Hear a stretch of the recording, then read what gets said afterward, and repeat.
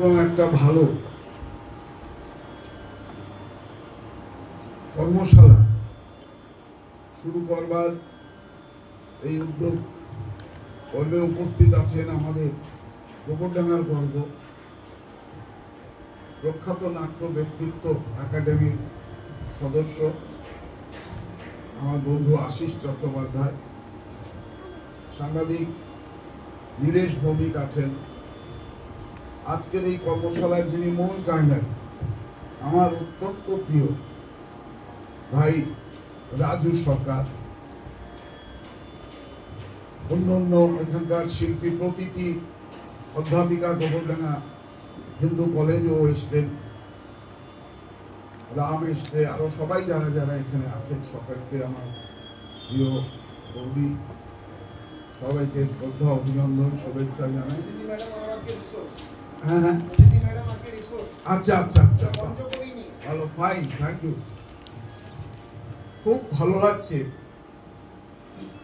আসলে আমরা বলি গোবরডাঙ্গা সংস্কৃতির পীঠস্থান, এর একটা দীর্ঘ পরম্পরা আছে। তার সঙ্গে আজকের পরম্পরা এই ভূমিকা অত্যন্ত গুরুত্বপূর্ণ। আমরা ছোটবেলা থেকে দেখতাম গোবরডাঙ্গার যে পাড়ার মধ্যে দিয়ে যাই না কেন, বিকালে গানের রেওয়াজ করা, ঘুঙুরের আওয়াজ, তবলা লহরার শব্দ, সবকিছু কেমন যেন মাতিয়ে রাখত। একটা সুন্দর পরিবেশ প্রত্যেকটা ঘরে ঘরে বিরাজ করত। ছেলে মেয়েদের পড়াশোনার সঙ্গে সঙ্গে ওগুলো ছিল একেবারে প্রায় বাধ্যতামূলক।